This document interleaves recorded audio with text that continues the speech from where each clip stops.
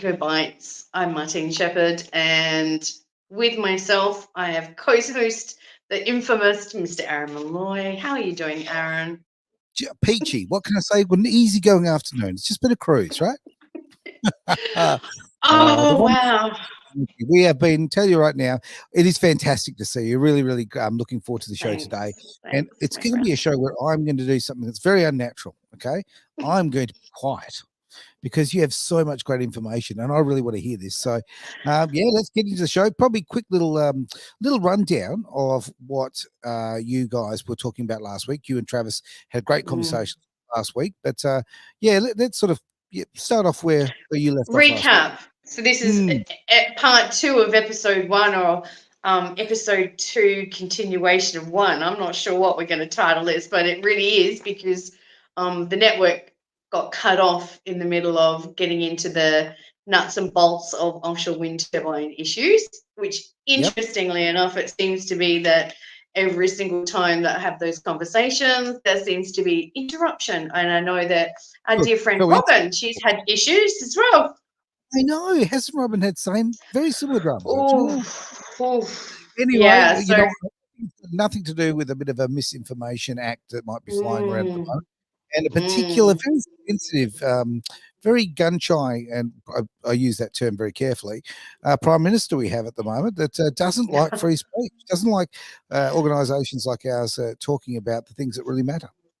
yeah. And I think that when the messages are starting to really get out there, and there is a big, starting to be a big following of that, and then Hmm. there's that momentum, so that they know that the people have got the floor on that, Yeah. and their words are being heard. That's really where we're at right now. So pushing that dis and misinformation, every time I hear that, I'm like, oh, it must be a government employee. It's like here to shut it down. It's like, oh God. It's like, heaven forbid we come out with a narrative or information that's actually truthful, that disproves the dis and misinformation of those individuals that were not voted into Parliament, as far as I'm Great concerned. point. That's how I look Very, at it. very good. The bureaucrats were Mm, not voted in, absolutely. And isn't yeah, it a few years ago, we didn't have terms like disinformation or misinformation. We had these things called truth and mm, facts. yeah, So now it's like anything, when they want to get control of the language to control their own narrative, yeah, we tend to invent a lot of words. Anyway, yeah. let's get into it because I think I want to talk about, as I say, where you guys left off. But obviously, there's a big thing we want to talk about is these turbines. Okay, they're not windmills. Okay, they're not doing No. well, well, not doing anything wonderful. Quite frankly, they're not doing And anything productive either. the thing is that we don't even refer to them as farms either, because to call them a Hmm, wind farm is actually pretty insulting to farmers and agriculture, which great point. is the backbone of this nation, as far as I'm concerned. Without our farmers and all of those hardworking people out there producing things that go onto our plate at least 3 times a day, others about 5 or 6 if you're working out at the gym, and good on you, but not me. All right. Now, I will also mention that if you're online and you're watching the show on all different platforms, feel free to jump in and make a comment or throw a Mm. question our way as well. All right. Well, come on, Martini. Let's, time, Yes. time to pour that. Is it shaken or stirred? Where are we going here? I don't know if I am shaken or stirred. Maybe like a stunned mullet, like standing there like this right now. I think a bit like a lot of people, that there's a lot of stuff going on the planet right now, and it's hitting saturation point. I think there's a lot of people are just getting to the point they need to tap out. And I did see something today from one of our lovely people saying that if we could just see that most people are trying to do their best right now, and if they are, where does that sit things? Like where does that frame the situation you're looking at? And I think that if we do have the premise that most of us are trying to do our best right now, and we're looking all a bit shabby, I think that's telling of where humanity's at right now. We're a bit maxed out. Going back to where we were last week, we were Yep. talking about the language and how the narratives have changed because of the Mm, ideology and because of certain agendas. So we were talking about sustainability and biodiversity. So sure. here we are, and that's what you were talking about. We now see these green renewables. Love it. Oh, I think they must be painted green, because that's the only way that they're green, most of them. When you're talking about mining precious metals in mines that have the labor of children and other people, which are considered Yes. slaves, I guess. Yeah, there's no issue with that at all. That's always good.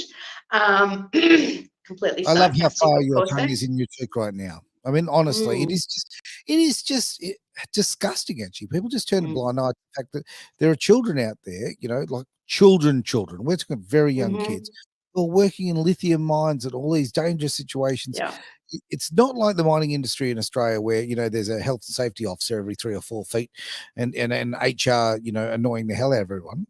These Mm. are third world conditions where children are seen as disposable. It's disgraceful. Yeah, it really is. It actually, as a mother, it makes me feel physically ill. I really struggle to look at those videos. They're the ones that really get to me. Imagine. Knowing that these children are, we're both parents, so it affects those that have really gone through times where we've been challenged, and you've been in situations that have really pushed you to your limit, and then you see that kind of imagery, and it's just like, wow.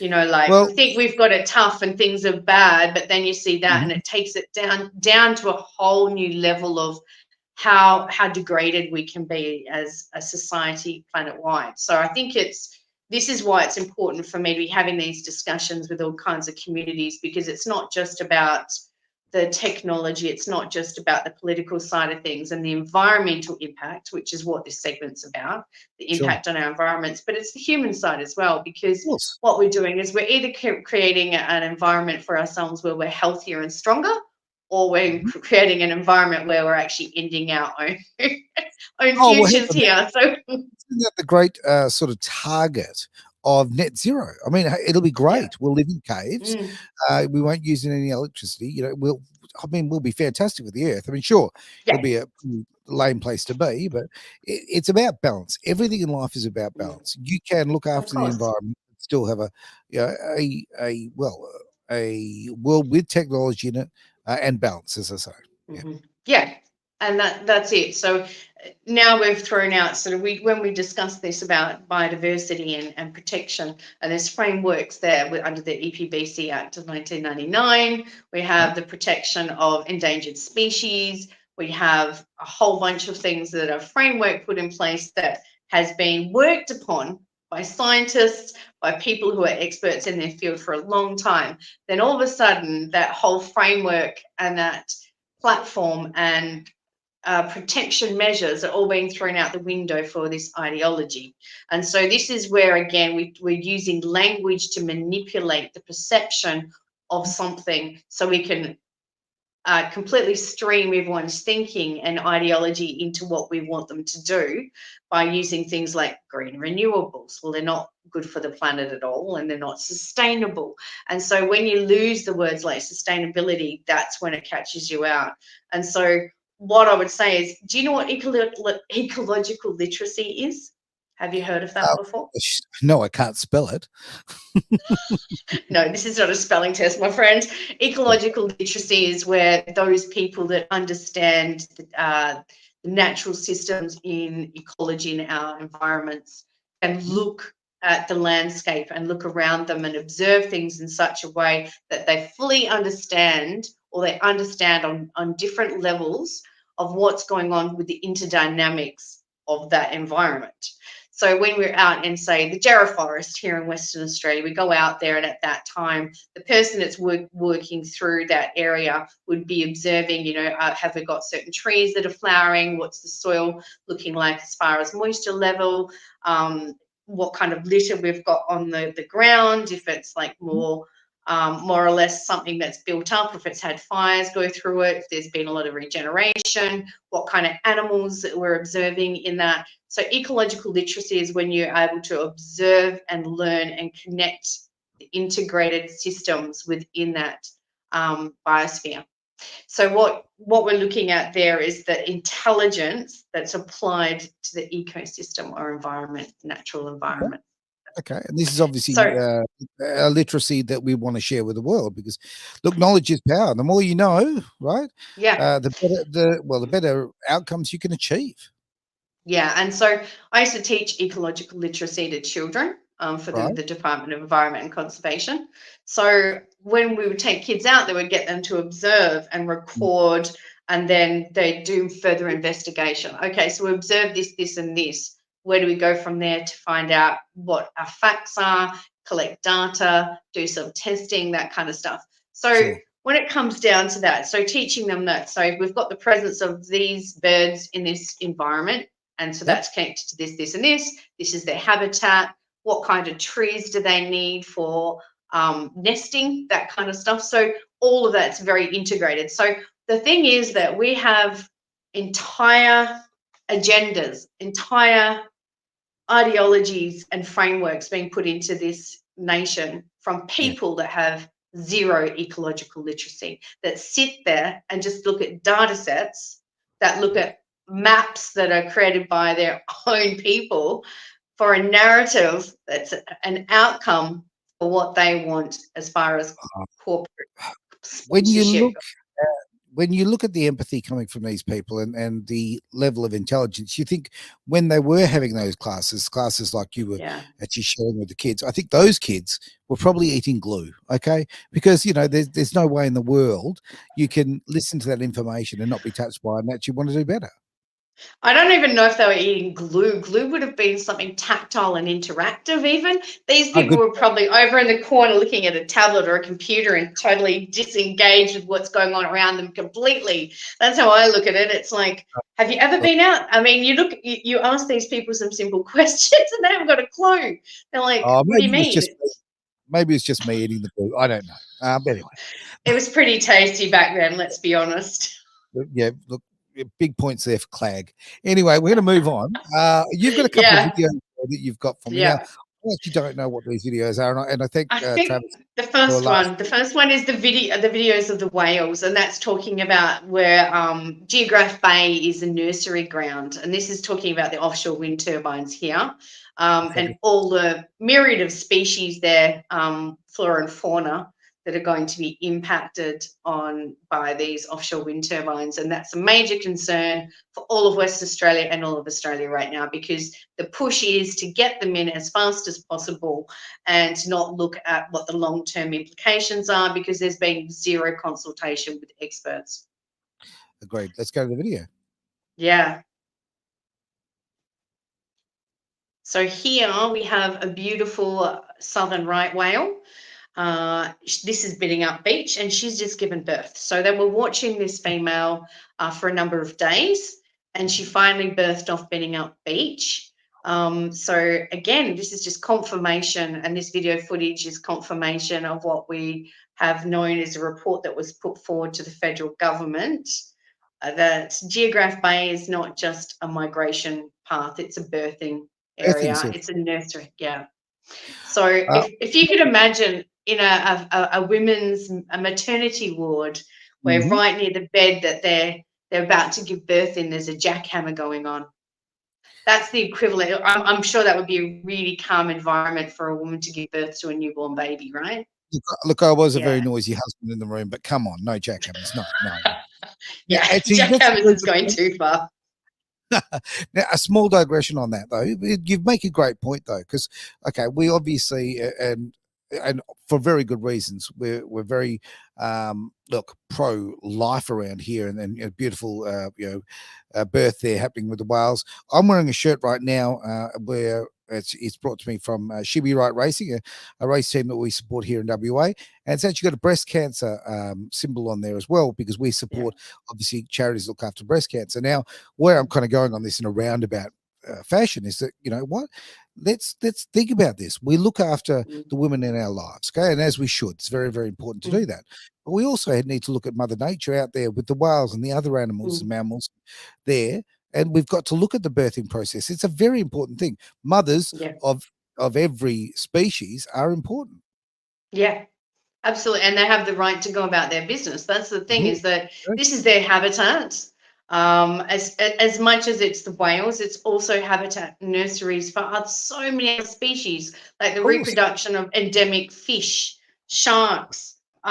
There's turtles that are protected in this area that they're going to put them in, and it's like the increase of marine vessels in this area is going to go up, And the thing is that it's going to be more concentrated through that insane gap that obviously they're going to have some nice signage there flashing, whales Of go course. this way, don't come through this area. We'll direct you through here. Like maybe they'll have like underwater signage or like some neon flashing, like let's go this way, whales. Love it. Let's just duck through these wind turbines. This is a nice little channel for you. Oh, wait a sec, it's a channel for the shipping vessels as well, because that's the number one issue with whales is shipping strikes. So the factors that are going to impact them is just absolutely ridiculous. Yeah, thoroughly agree. All right, look, I'm going to jump to this other video, if I may, because that's the fishing one. That's the one that's really interesting. And this is from a group that is fighting back against offshore wind turbines in the US. So this is what we're looking at. So the thing is that with the video that's coming up, it's showing the substations. Now, the substations are stations that need to go between 6 to 8 of these mega structures in the ocean to bring that that electricity, that current on land. So from the underwater high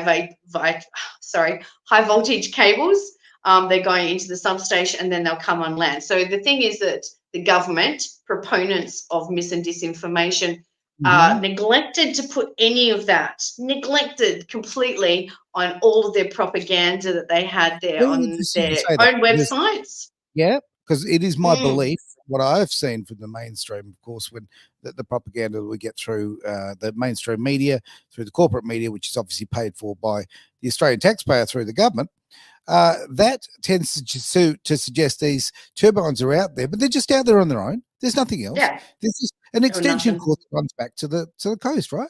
That's all it is. Yeah. So in this is going to show you the substations, the size of them, and this is what's going to happen. So I think there's going to be somewhere between 10 to 15 of these just in one of the sections in Geograph Bay. Okay, thank you. 30 miles away that the styrofoam and the fiberglass shards that are showing up on the Cape and Islands and Newport and Westport and even further south are all coming from. Right here, we have the thing that nobody talks about, the real nightmare of this project. This is a 560-foot tall transformer substation which has over 180,000 gallons of transformer oil in it. When it lets loose, it will go to the exact same beaches, the exact same marshes, the exact same fishing grounds and shellfish beds that the styrofoam and fiberglass shards are still drifting up on here a month later. This needs proper attention. It is not being paid attention to. Okay, right. Well, I agree. It's not being paid proper attention. There's no question about that. Now, I had no idea about these things. They look like oil rigs to me. That's what it looks like. That's exactly what they are the size of. Yeah. So the federal government completely neglected to bring this up and put this in any of the information that was put out there in the consultation process, and still has not changed it on their website. So we're saying that if you're talking about dis and misinformation, I would have to say that neglecting to put in 10 to 15 oil rig stations that are set up along the coastline, that's per proponent group. So that's for each group that goes out there, that they're going to have that. So, I mean, here it's like the hypocrisy is just too much, really. Let's be honest. Let's call out the hypocrisy on that. In that situation, that was where the wind turbines, the blade, which wasn't even functioning at the time, it was just being installed, it fractured off and it broke off in all of these shards and segments all along the east coast from New Jersey, and even segments have been reported up in Canada. Hang on, Martine. Hang on. Now, when I buy a drink now, I have to basically halfway through go and get a second straw, because I can't have a plastic straw, because we've got to look after the environment, right? Okay, we've got to look after the water. I mean, we've got to look after those animals, those beautiful fish. Yeah. Okay, now hang on. So I've got to use twice as much paper by using paper straws instead of that one straw that I could actually even be recycled. But anyway, I digress. But hang on. Let's not even talk about the PFAS that's in some of those straws. You've seen that too. Oh, look, this forever chemicals that are in those paper straws that are deadly toxic. whole other story. We'll talk about that some other time. But right now, honestly, lumps of fiberglass, and if you've ever worked with fiberglass, and I have, Oh it yeah. is a very scratchy, itchy, unpleasant thing to Mhm. work. And you're basically throwing the scraps of those out to our marine life. I mean, are you kidding me? Yeah, it shut down 6 beaches immediately overnight. Right. And the thing is that they're still finding fragments of this up in, from what I've seen, reports in Canada. Like if Okay. you look at the area, that was one blade. So we're looking at, look at these massive hurricanes that are going through the US right now. My prayers are all with those people. And all I can say is that if these offshore wind turbines are hit by any of this hurricane and those blades are shredded like we would expect them to be, can you imagine the level of pollution, destruction, that is going to be so hard to clean up? And this is I where we don't. I brought mean, up it's oh, MARPOL is there to protect this. correct. Oh, Okay, when the planning is done for anything, you need to plan for the worst case scenario, right? Okay, yeah, that's what you need to plan for. yeah. And we're seeing this left, right, and center. There's no planning here at all. Also, I happen to know that there's been a lot of fires with the wind turbines. So I want to call On them something land, else. yeah, yeah. Clean it up. On land in Portugal, particularly, it's really, really bad. They've Mm. had issues there, a lot of fires and that kind of thing. Now, what is it okay to throw lumps of fiberglass at people and animals on the land? Or I mean, this is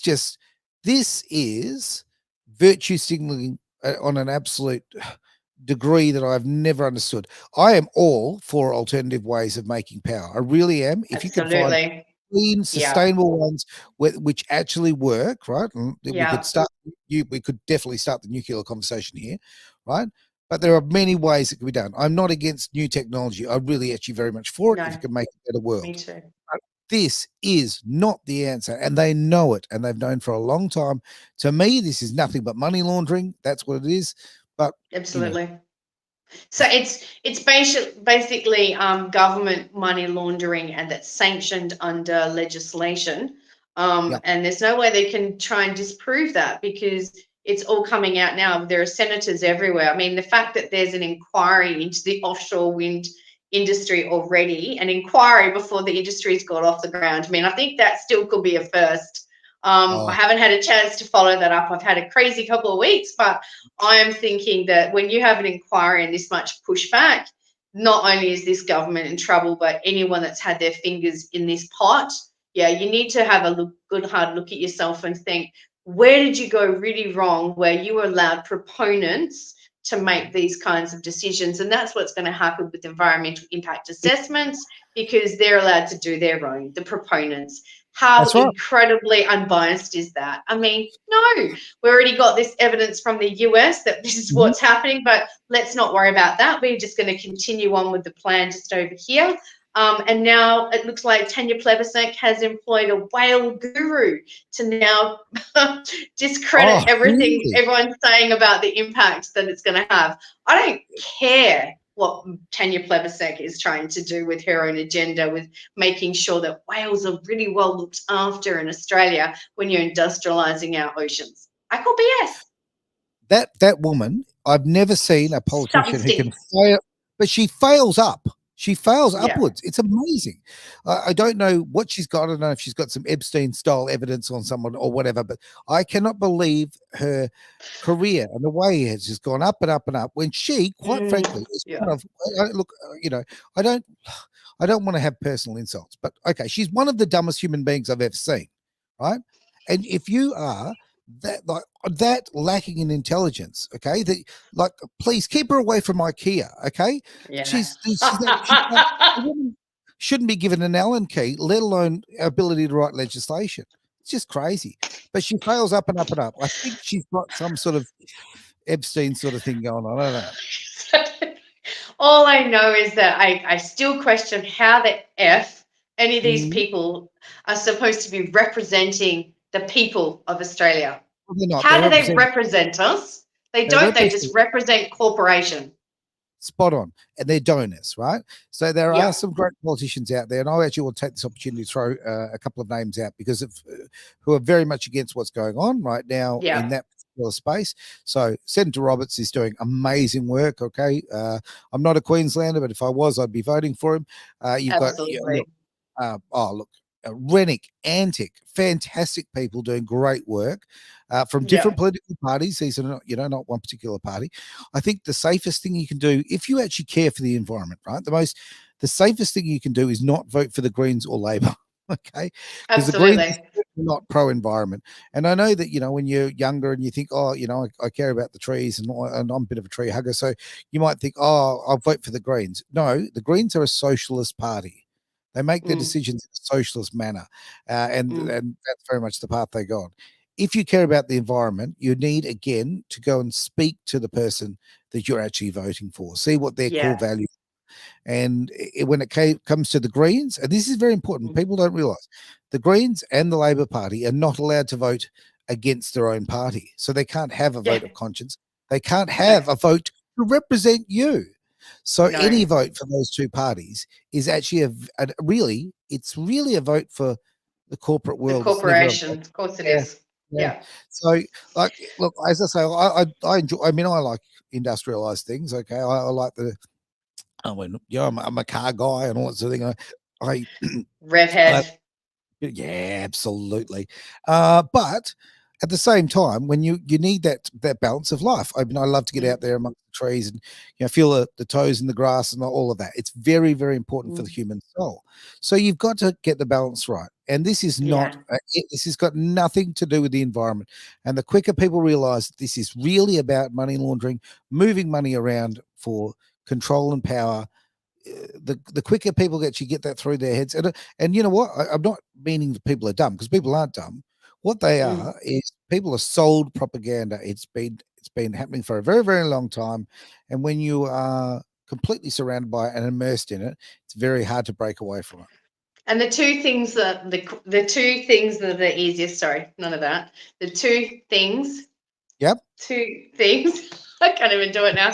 Two things that are the easiest to try and bring this conversation down to a very, very simple, logic, transparent conversation is where you say, so when we're looking at these kinds of situations with the proponents going in, where is the level of transparency? Is there full transparency or there's not transparency? And in this, we see there's bugger all transparency, not just the offshore, not only from the government, but from the proponents, because they keep changing the story as things go along. And they're trying to change the goalposts while everyone's trying to go, well, wait a sec, which way are we kicking here? And this is what they do, because there's no transparency in this whole process. The other thing is, if an industry is so successful, why does it need to be fully subsidized? Boom. You've just won the internet today.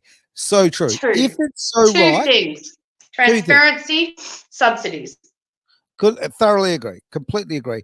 And okay, as far as the transparency, their level of transparency, it's like being a little bit pregnant. Okay, you are or you're not. All right, that's as simple as that. Okay.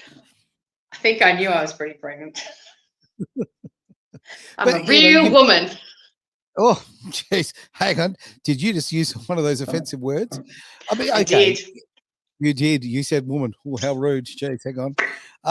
It is, well, hang on. I'm wearing my racist shirt today. So, hey. I've been hauled up in the street for wearing this and been called a racist for wearing the Australian flag. It's an amazing country we live in right now. Oh, gosh. Yeah. Anyway, yes. I digress. Ultimately, we do shows like this and we talk about these issues because we believe in transparency. We believe that it is absolutely, freedom of speech matters. Talking about the issues matter, because the more people that know the truth, right, the more impactful decisions you're going to make in your life, the choices you make at the ballot box, but also just in your purchasing. Because there's a very, very good other way of voting. I don't even want to talk about politics here. There's a very easy way of voting. It's called your wallet, right? And I don't buy from companies that have ethics that I don't agree with, right? If you have shown yourself, right, to be pushing agendas that are, in my eyes, disgusting, as many do, Mm. who don't agree with my values. It's very simple. I just go and shop somewhere else, right? And the Yeah. more we do that as an everyday consumer, the more we can actually change things. We saw that work with Target, with a lot of things Target were promoting and selling. We've seen that happen in Australia and the US, and this is a worldwide show, so it just goes to the US as well. And people have been making real changes by shopping differently. And again, it just comes by being free and open with the information. Yeah. Yeah. And so this happened from the very beginning. So I'm going to get you to play that next video, which is the turbines that aren't spinning. I think Oh, hang that on. should be I there don't as think I've well. got that one, to be honest Oh, with you you. haven't got it? Okay. Oh, I will have a look and see what I can do, but I don't want to lose you. Okay, on the old tech No, thing. don't lose me. Now let's have a look. I will have so I've got some video files here. What? No, I'm afraid I don't have that. My apologies. I have just That's got. okay. So the two things that are real concern, the other one is the screenshot of Origin Energy. That's the Yes. other screenshot. That's where we're going to segue into liquefied green ammonia, how deadly that is in the aquatic system, and the fact that they're still wanting to put in a liquefied green hydrogen plant in Kalbarri. And Right. Keep Kalbarri Beautiful have been pushing back at this for quite some time now. All I can say is that the only thing that makes it green is the fact that they're trying to use offshore wind turbines, onshore wind turbines, and a massive big solar farm to justify how destructive the production of this is, how much water is used, how deadly toxic it is, and the fact that they're trying to ship it out of one of the most treacherous coastal regions that we have in West Australia, where they have, having 6 and 4 and 8 and 10 meter swells up there is nothing new. And No. they're going to put a mooring. Their justification for calling it green is that it's going to be. Oh, sorry. There's also a desalination plant. Sorry, heaven forbid, I forgot that. So Jeez. not really much impact. I mean, they're going to try and change the whole culture of that region. Yep. There's been so much that, I mean, they won the Tiny Towns Award this year. And now Really? they want to come in. Yeah, they did. Kalbarri did. Well done, Kalbarri. Go, you Well, beautiful community. hey. I've got some lovely, lovely friends out there. People that are definitely someone I'm grateful for that's come into my life, because there's been a big sharing of wisdom and Right. also, for me, it's like when you go up there to Kalbarri and you really immerse yourself, it's such a chilled place. It's got its own little laid back vibe, and Really does. having, and that natural harbour is one in a million. Like, to have So that, and to think that the whole culture of a place is going to be turned upside down by foreign corporations. There's that good old Copenhagen again. There's that word. Hang on. Vikings go home. Yeah. Hang on. Copenhagen. Again, I'm wearing my racist shirt, remember? Okay, remember, we can't talk about other countries because that would be seen as racist. We can't talk about Oh, I protecting. will. Bring it on. I'm going there. Again, I'm Going all in. Martine, I don't know if you've realized I speak in fluent sarcasm. That's how I speak. Look, it is so ridiculous. If you have pride in your country, I've got a gentleman there who's just come up there, Damo, a fantastic bloke. Good afternoon to you too, mate, who has actually literally went out there and fought for our country, right? And I've got a number of people out there who've gone, yeah, damn right, and gone represented to protect this country. I will wear this shirt with great pride because, quite frankly, people have risked their lives for it. What I'm getting at here is we should be looking after Australia first and Australians first. We should not be looking at the financial interests of people rather from Norway. By the way, I just want to make this known. I actually quite like Norwegian people. I've got a great experience with them. So do I. Yeah. Great culture. Don't want their infrastructure in our oceans, though. Spot on. No thanks. No. And this is where there is a real conflict of where these corporations are not doing their nation any pride back there. Like, honestly, who would go and say, look, the word Copenhagen, it's a bit of a shadow on it now. Copenhagen Infrastructure Partners, Copenhagen Energy, they use words like Lewin Offshore, and it's not anything to do with West Australia. It's completely owned by Copenhagen Energy.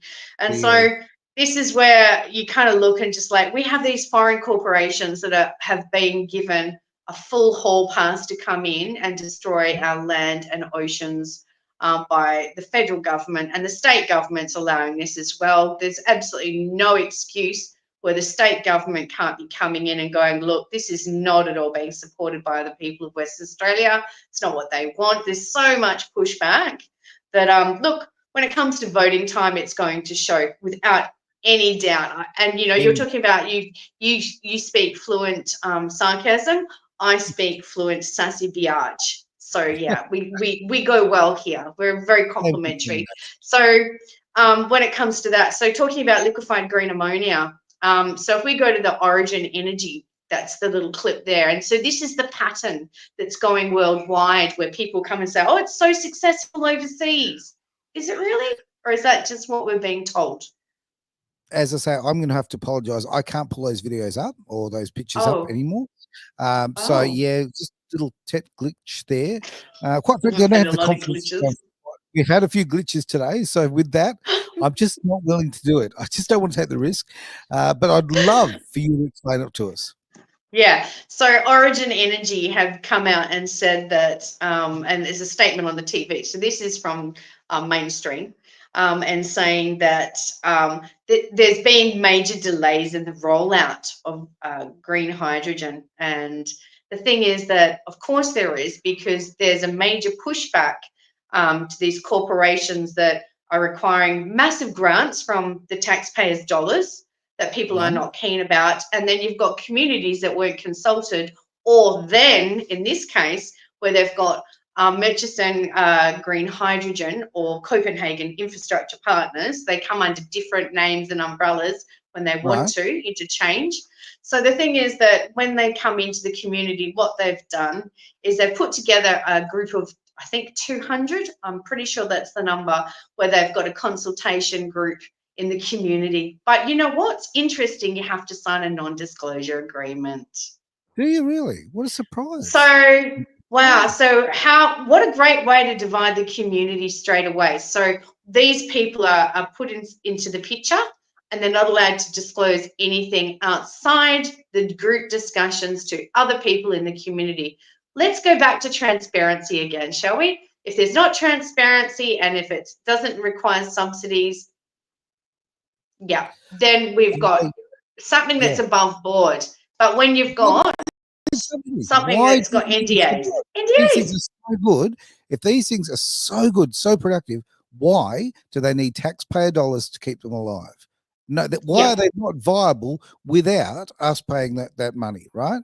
It's insane.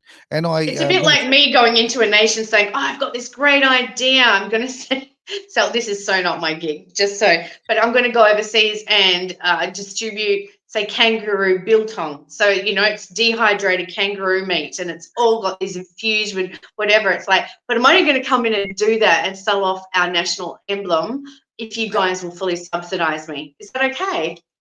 Yeah, fantastic. Yeah. What? It's like, well, I'd say that the meat would have more benefit than these damn wind turbines anyway. There's a bit more in that. You're actually going to get something out of it.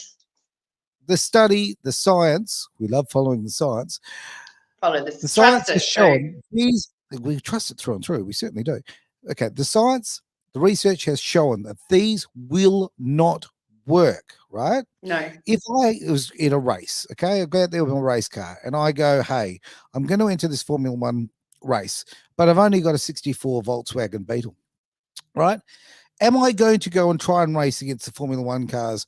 No, because it's not going to work. But hang on, what I'll do is I'll go and see the government and I'll get subsidies and I'll make that Volkswagen fast enough. And guess what? You can throw all the money in the world at it. You can throw all the tech in the world at it. That Volkswagen is still a 1964 Beetle, and it's not going to compete with Formula One cars. This tech does not work. The whole thing is a lie. Yeah, it's a total farce. It is a farce. Yeah. Yeah, absolutely. And so this is where I've had lots of discussions over the last few weeks, setting up interviews coming up in the future for Martini's Eco Bites. I see it running across the bottom. It's Country Bites, but that's not quite correct. This is Martini's Eco Bites today. Country Bites is going to be coming up because I'm going to be interviewing some other people from different regional, rural, isolated communities. So, and they're going to be the ones that are putting forward their own community's views and what's been going on. And a lot of it is about this swindle of green renewables. So let's take off the word green.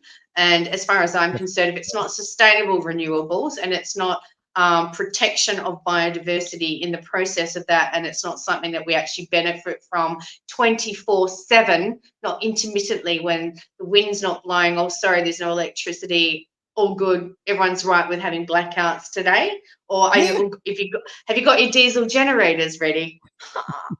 The irony of that is not lost on me. It's like, really? So people, yeah, I love this though. Okay, people who grew up in the country, okay, we always have a Jenny. All right, we have a generator. Okay? We have other methods.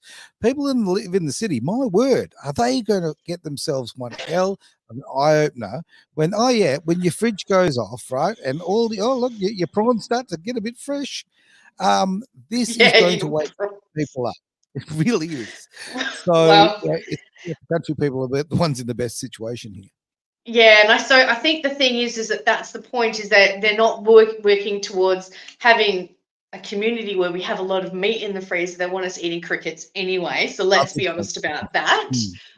So this is the thing, is that the impact on our offshore marine system and to do with our very lucrative fishing industries, rock lobster.